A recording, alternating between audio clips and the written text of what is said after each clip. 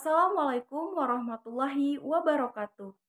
Halo, welcome to my YouTube channel.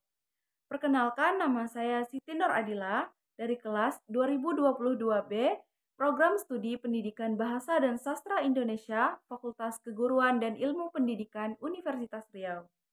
Nah, di video kali ini saya akan menjelaskan tentang struktural genetik dan membedah sebuah karya sastra dengan menggunakan struktural genetik. Selamat menyaksikan.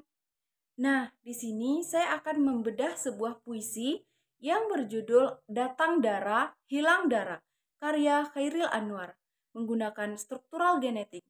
Nah, sebelum kita membedah, berikut ini adalah lirik dari puisi Datang Dara, Hilang Dara, karya Chairil Anwar.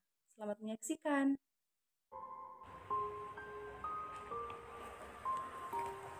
Dara, Dara yang sendiri, berani mengembara, mencari di pantai senja.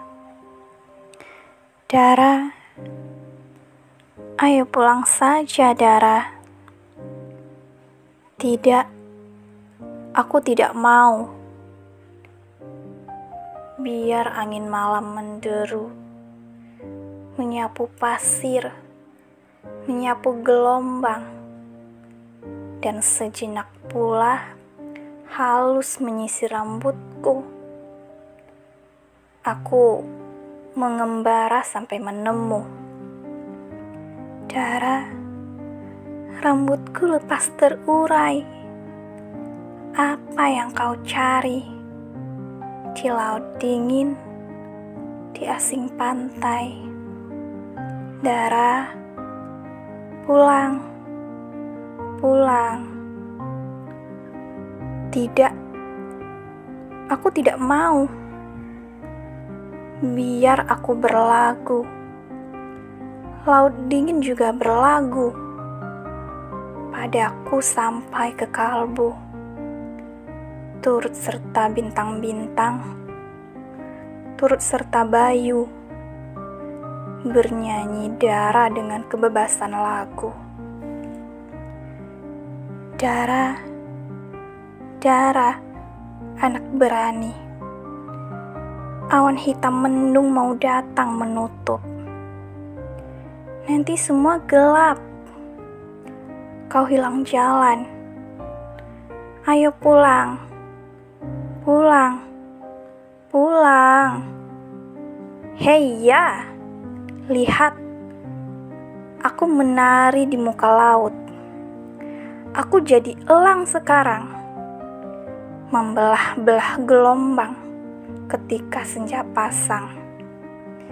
Ketika pantai hilang, aku melenggang ke kiri, ke kanan, ke kiri, ke kanan.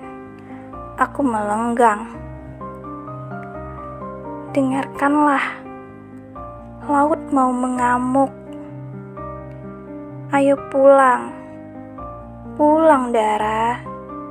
Lihat, gelombang membuas berkejaran. Ayo pulang, ayo pulang. Gelombang tidak mau menelan aku. Aku sendiri getaran yang jadikan gelombang. Kedahsyatan air pasang, ketenangan air tenang.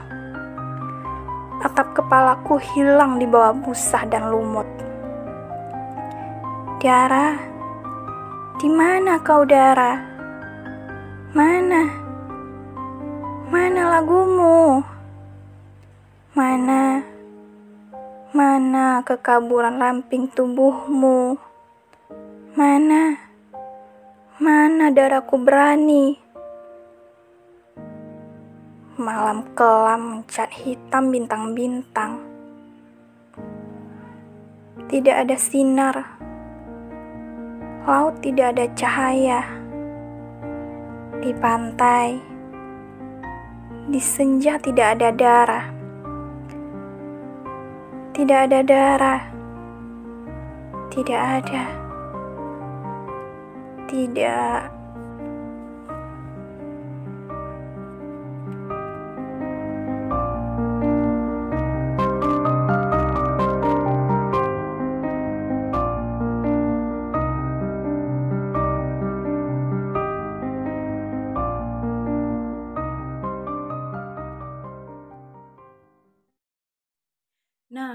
setelah mendengar lirik dari puisi Datang Darah Hilang Darah karya dari Chairil Anwar, maka kita selanjutnya akan membedah kajian strukturalisme genetik dari puisi tersebut.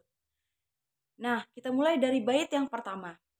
Nah, bait pertama ini berisi mengenai seorang dara yang sendiri berani mencari di pantai ketika senja datang. Nah, bait kedua berisi mengenai dara yang tidak ingin pulang sampai ia bertemu dengan apa yang dicarinya. Nah, bait ketiga berisi seseorang yang mengajak dara pulang. Namun, ajakannya ditolak oleh dara. Dara dibujuk dengan mengatakan laut akan dihantam badai dan mengajak dara pulang agar nanti tidak tersesat. Nah, bait keempat berisi menceritakan penolakan dara dan ia bernyanyi bersama laut, bintang, dan angin.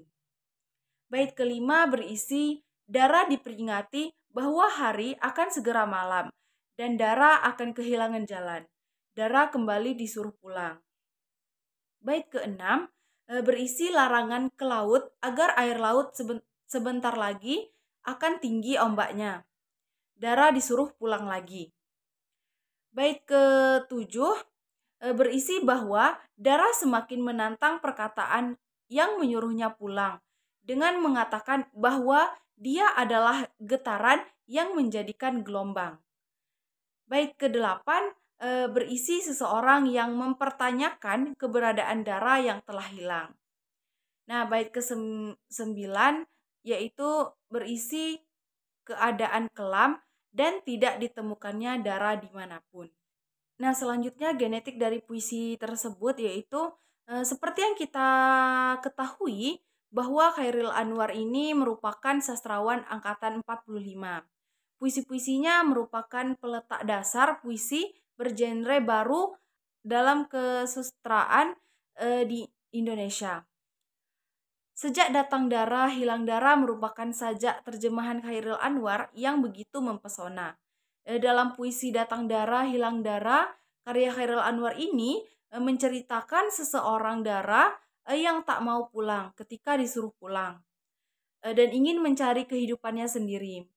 Si dara ingin bebas dalam menjalani kehidupannya dan ingin merasakan segala rasa yang akan ia rasakan sendiri dalam hidupnya. Nah, pada akhirnya si dara